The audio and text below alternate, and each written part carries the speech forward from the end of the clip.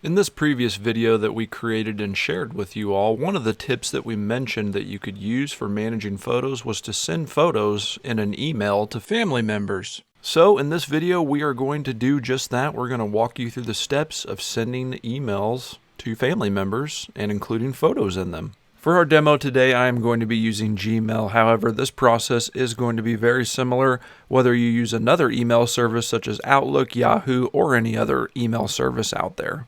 Our first step is going to be to click the compose icon. And now in Gmail, we have two different options for adding photos to this email. We can either add the photo directly to the message or we can add it as an attachment. I'm going to show you both options. So the cool thing about this is that the person that you send this to can see the image before they actually have to download it.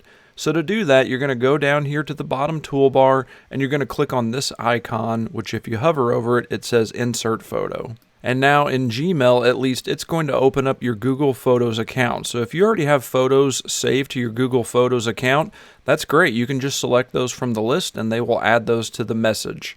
However, if you do not have those photos saved to your Google Photos account, no worries, you can always upload those now by clicking the Upload tab here. And then from this menu, you're just going to click the blue button, choose Photos to upload.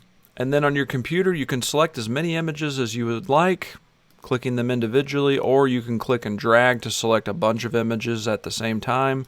We're just going to select one at a time though, and then we will click open.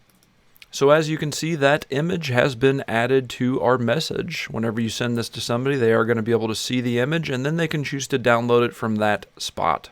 I tend to prefer this over the other method that we're going to cover here in just a little bit, just because a person can see the images without having to download them first. On the other hand, if you are going to send a message with maybe 20 or more photos, I might recommend using this other option, which we're going to go back down to the toolbar and we're going to click the little paperclip icon, and when I hover over it, it says attach files. Now we're going to select that same image using the same method that we did before and we'll click open.